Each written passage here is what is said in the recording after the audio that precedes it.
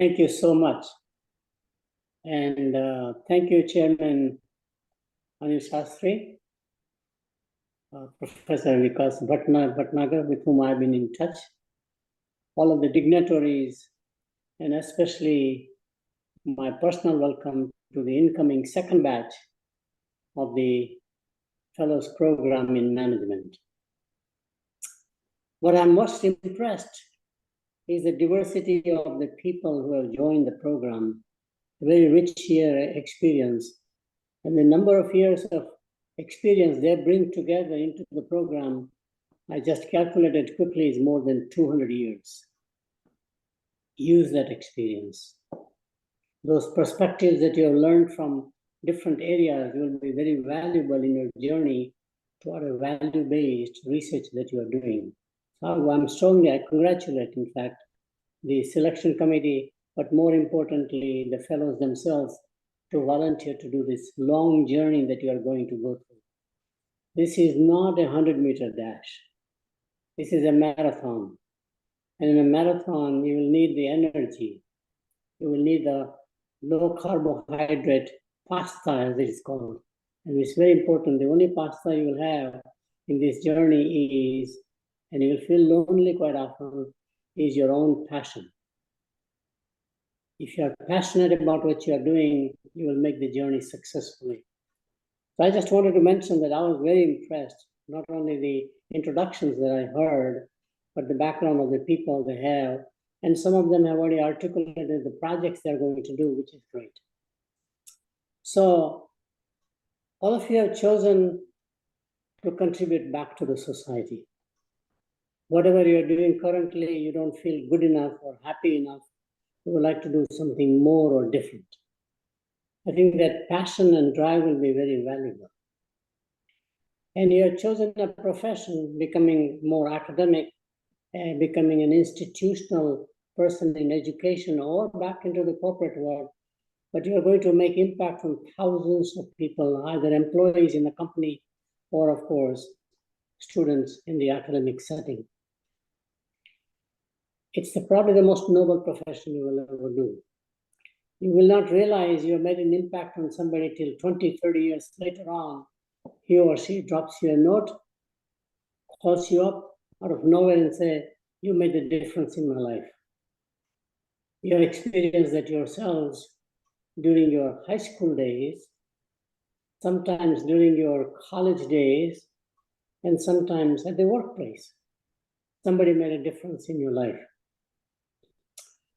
I'll take an analog here to emphasize this point. If you take a grain of wheat, an agricultural commodity, and make it into a loaf of bread, the finished product, the value add is only 3 times. And of course, with the wheat shortage right now, value add may be only 2 times, or none at all.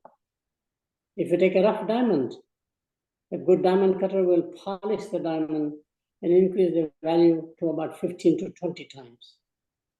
But if you take a human being, mentor, educate, polish, the value add is infinite.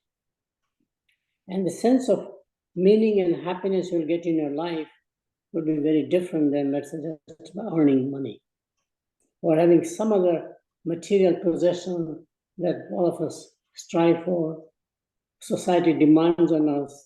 There's always this meeting, keeping up with Joneses or keeping up with Sheths or whatever they are in India, which is very fascinating. It'll give you an inner meaning in life, an inner happiness that you will never experience through any other way except to unlock the potential of others. The mission of the university or higher education is to unlock the potential of others. This journey will be tough for 2 reasons. Most of you are already working professionals, combining full-time work, which is no longer 6, 7 hours, but 8, 9, 10 hours, sometimes goes on 24/7 nowadays in the Indian environment. Raising the family, that's not easy at all. And now you have a third dimension of having one more full-time job, which is going through the doctoral program. What is most important is family support. Make sure that your family is supporting your journey. They are your the Sherpas in the guide in many ways. It will be very important to understand, because the shortage you will have would be time. Learning time management would be most important attribute you will gain. I did not learn time management properly. I didn't have other burdens. I was at a very young age when I started my doctoral program. And I can now relate to when we teach executive MBA students, for example, or PhD, professional PhD as we call them, working managers who would like to do a doctorate. It's a tough journey. You have to admit that it's a tough journey. And there are three things I've learned over time that may be very valuable. One is that compartmentalize. Activities for this, activities for that, and do not allow transgression of one activity into the other compartment.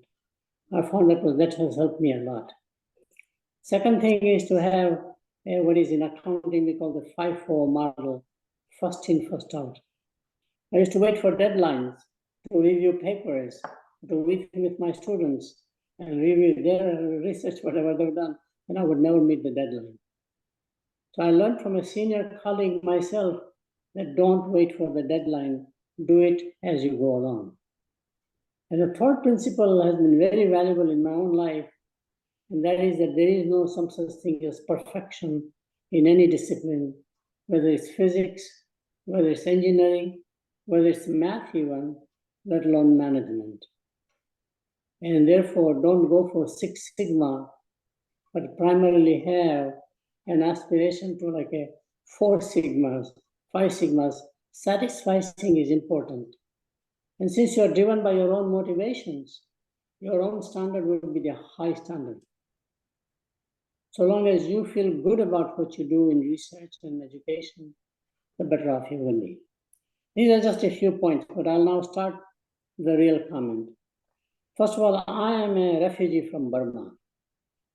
Before World War II, Japan was aspiring to become a military power, running over all of Southeast Asia, from China, Korea, Thailand, came to Burma where I was born, on the way to Kolkata, which was the East India British capital, which was the British Empire.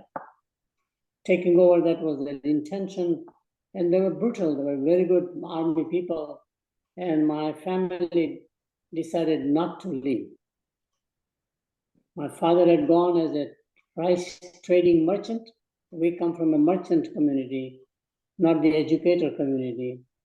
He brought 2 of his brothers there, along with a cousin brother, 4 families, 1916, because at that time Burma or East India Company were at 2 capitals. The empire had become so large, Calcutta for West Asia or Middle East, and then invest in a capital called Yangon or Rangoon in my days as a brand new capital to manage East Asia. And they invited lots of Indian bureaucrats to do the paperwork, lots of accounting people, typical bureaucracy of the British Empire, the red tape as we call it, as well as in fact trading merchant community. My father believed that Almighty British will save them. He had a great faith on that. The Japanese will go over. Ultimately, my mother decided we had to leave because I had sort of teenage sisters older than me. And of course, there's a reputation of the Japanese soldiers in what they had done in Nanjing, for example, in China, what they had done in South Korea. And reputation was amplifying as they were coming, more so than anything else. So she finally put her foot down and simply said, we have to leave. Because the last ship, nothing like what you see in Syria or other places where you have refugee problems, but it was at least we had left everything behind. Shortage of electricity, there was no electricity in my days. No running water. Actually, no availability of milk, kerosene, because World War II shortages were there. We had no money, and we survived about 8 years of strong struggle. Similar to people who have gone through the partition in India, for example, or formation of Bangladesh in East Pakistan, for example. It's the same story. Interestingly, when you struggle and survive, it builds an inner character. That inner character is your compass that will drive you to do what you want to do rather than be influenced by others. Have that inner characteristic. That will be very valuable as your compass, North Compass as we call it by and large. We have, fortunately, an era of technology disrupting lots of knowledge. The knowledge of yesterday is declining very fast. Half-life of knowledge is 18 months and less in software, for example.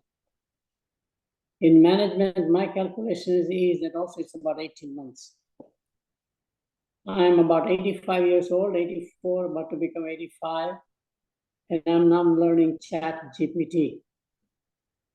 I'm learning quantum computing. I never heard those words even, let alone learn about that thing. A blockchain, for example, I've almost finished with blockchain. So what you have to do is that be a lifelong learner. You are starting a journey which has no end at all. Is the milestones that you will achieve. That is very important. More importantly, out of sheer frustration, I wrote an article recently called Business of Business is More Than Business. It always was. If you look at the Industrial Revolution, most of the corporations were established by families, entrepreneurial families, and they went to rural places, whether it was in Germany or England, where the Industrial Revolution began very big way in America. They all settled where the natural resources were there, whether it's water, for example, some industrial raw materials, agricultural raw materials, and they were part of the community. They lived there. Church was a great equalizer in Western Christian world. Every Sunday they had to go as a family, no matter how wealthy you were, there was somebody above you, God, that kept you honest. All their employees lived as neighbors. Their children played with your children. So you already knew, and your manager had access to you as an informal neighbor. Their suppliers came because you were so benevolent to them, because you knew suppliers will create more value than you can create the value. Employees, of course, were a key backbone. This is how some of the corporations began, which are now giants. IBM was not headquartered in New York. It was in Armonk, small town in New York, which is basically called now sort of a computer lab or a computer, place to go, heritage place. Schenectady, another very small town, is where General Electric began its journey. Silicon Valley is not in San Francisco. It is in a place called San Jose, which was basically an agricultural land. I can give you examples after examples from UK, Coventry, for example, which is now an industrial town, but most of the towns were small towns. Unfortunately, the next generation of family moved to bigger cities for capital raising, and because of that, they disassociated with the community. And hence we became more and more shareholder driven. Even today, some of the best corporations who are community-oriented, employee-oriented, or stakeholder-oriented in generally are still located in small towns. I had the privilege of being an advisor to Whirlpool Corporation in Benton Harbor, Michigan, where everybody knows everybody. 400 or 500 managers, they know each other very well because they meet at celebrations like birthdays, wedding celebrations, funeral, memorial celebrations. So you are a part of the community. Kohler is a great brand of bathroom appliances, toilets, and all this stuff. In a small town called Kohler, that culture still prevails. Caterpillar is in Peoria, Illinois, very small town in the Midwest. I can go on giving you examples. So what matters is very important, that we should not be just driven by one stakeholder, which is the investor or the financial analyst representing the investor. Every company that has moved away from those original roots have suffered in the process by having a view that what matters most is the shareholder value, whereas we believe what matters most is share value. How can a company contribute not only to its own welfare, investor owners, but also communicate to the community at large in general? This is becoming very important because There's a hidden militancy by the public. Just as you have the populism movement in politics, where incumbent parties and politicians are thrown out, totally unknown people who have no political experience are elected as presidents or prime ministers of countries. We think that same movement is likely to happen to corporations unless they wake up and try to serve and balance their own needs or their own wants with the societal needs and wants. And sustainability will become a very key battleground, which is an important area along with United Nations 17 Sustainable Development Goals. It's a very key area in management in general, what we call part of the CSR movement, but focus on environmental sustainability. Very important because environment is a living, breathing organism. Nature is very nurturing if you do not exploit it. We have over-harvested industrial raw materials, over-harvested waterways, over-harvested air, for example, for the sake of industrial growth, and we are paying the consequence now. The global warming has nothing to do with nature, it is man-made, conclusive evidence. Through the Industrial Revolution, because the biggest mistake in the Industrial Revolution we made was to over-harvest everything. Separate production from consumption, which means now you have to store it, you have to basically distribute it. Footprint, carbon footprint rises. Biggest carbon footprint in my data analysis shows you is at home, surprisingly. All of us have refrigerators now. All of us have automobiles now. They're putting enormous carbon footprint, as is the home, which is built with processed materials more and more. Second place is all supermarkets. Supermarkets having refrigeration systems 24/7. If you come to the Western world, you can see how big a footprint it creates by and large. So there are very interesting areas. So I would suggest, think about business of business being more than business, and you'll find enormous amount of opportunities for research, and you'll find projects. My second area is a challenge prevailing wisdom. Knowledge is changing by context much faster than ever before. So you'll have huge opportunities to challenge existing wisdom, prevailing wisdom, current theories. I know in your program, you read so many theories. Now the question is, can you have a critical view to say, is this theory relevant today? And challenging will work very well. For example, my mentor, John Howard, and I began to understand brand loyalty in the 60s, and we did not accept the economic theory of making choices. Instead, we took a position that consumers like to reduce choices rather than make choices, which immediately creates a paradigm of using learning theory as opposed to choice-making theories, which is the trade-off between positive and negative. Change the world in the process. We have theories about population ecology, competitive theories, constructive destruction, for example, or destructive construction in capitalism. But I find fascinating, most companies are not destroyed by competition, but they're destroyed by their own self-destructive habits. Most companies are unable or unwilling to change over time when the context in which ecosystem in which they grow up has changed. But they are either unwilling, which was the case of Digital Corporation. Ken Olsen never believed, he was a top scientist, that PC can do the work of a mainframe computer. And rest is history. Microsoft takes over IBM and everybody else. IBM had a problem of inability to change. The CEO himself knows that the environment is different now. We have to go from hardware-oriented mentality to software, from capital way of asking money, capital expenditure, to CapEx to OpEx, primarily utility model, etc. But he could not bring about a change. It took an outsider to come in and bring about a change, for example. And the main habit that most corporations have is denial of new realities. We have denied automobile makers, like Japanese car makers, to take the business away in America. GM, Ford, Chrysler never thought Japanese could make good cars. Germans are suffering with the same thing right now, but Lexus, for example, from Toyota in Germany. So denial of new realities is a very key problem, in addition to status quo management.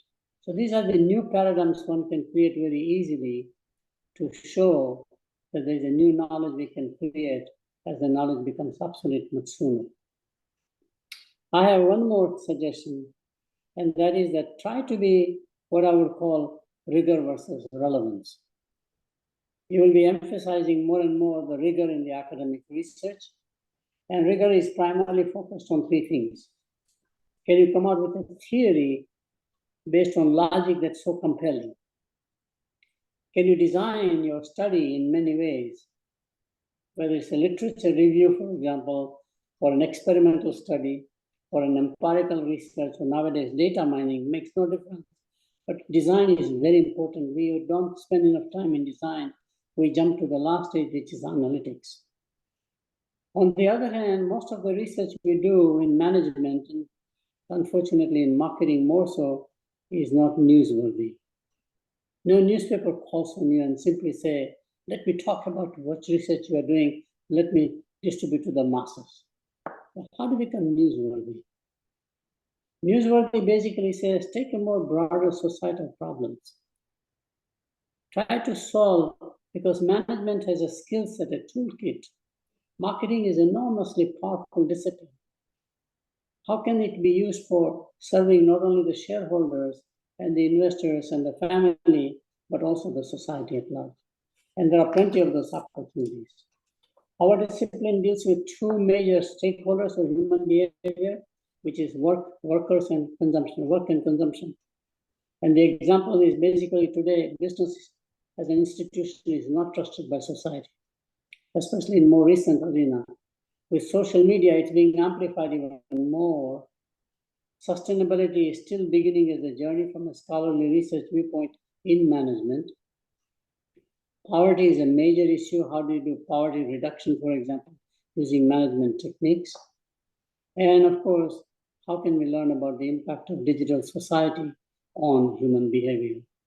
And I'm sorry, I'm belaboring the point, but I'm so obsessed about learning new things at this age. I've spent about a decade now to finish a book called The 7 Side Effects of the Internet Age or the Digital Age. In addition to the digital addiction, which is massive numbers, you can't believe these numbers even when you look at the data.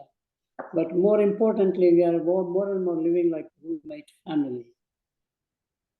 We have no time to spend together at a dinner or lunch.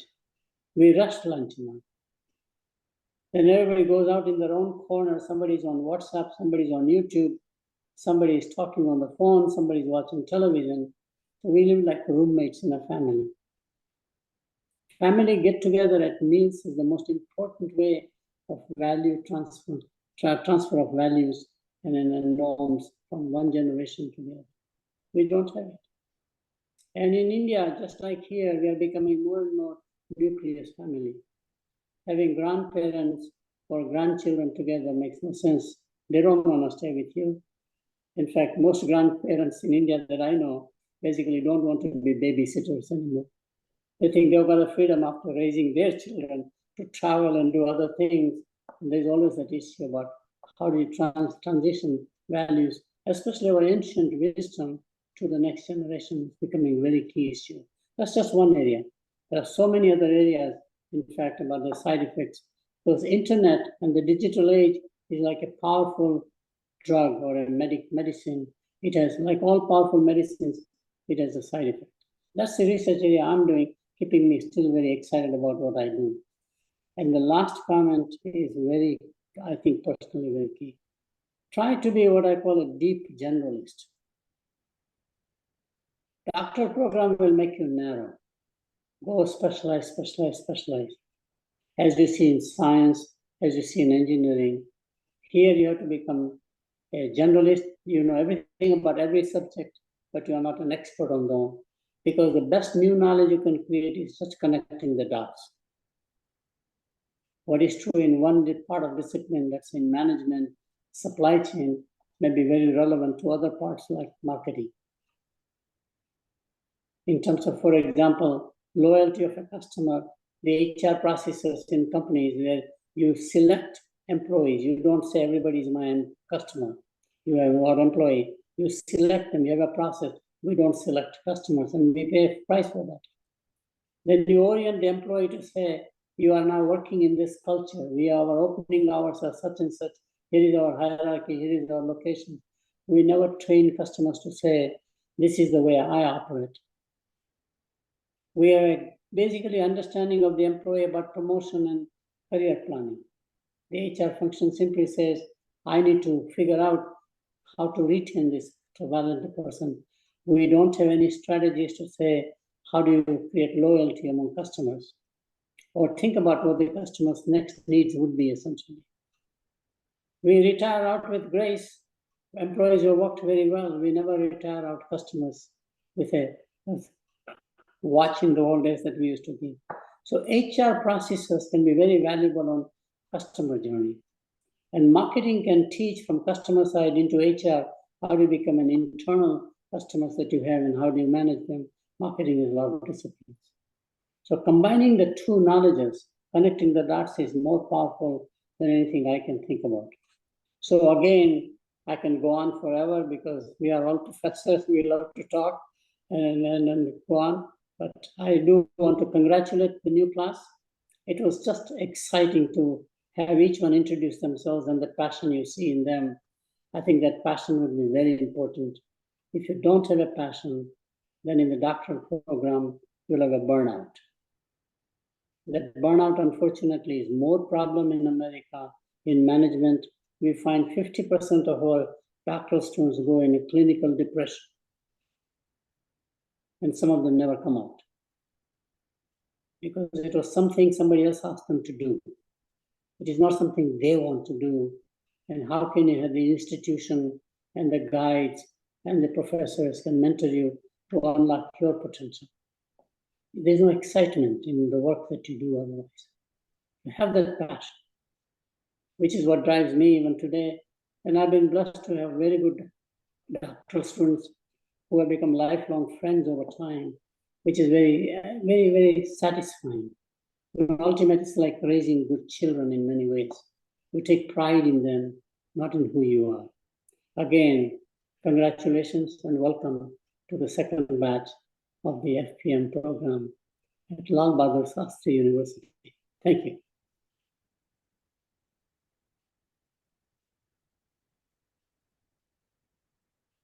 Thank you, sir, for sharing your insightful life journey.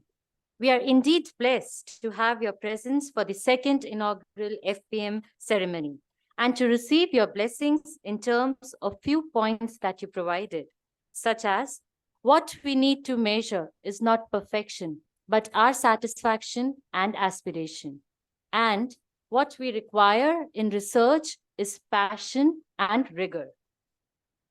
I'm sure the contagious inspiration provided by you will manifest in each one of us as we act upon your ideas.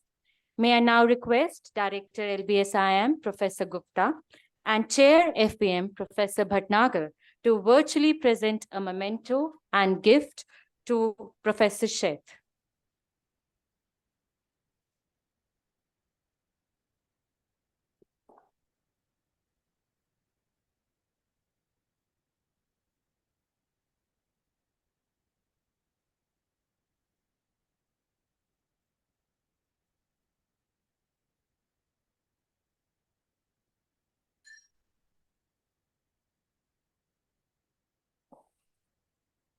Thank you.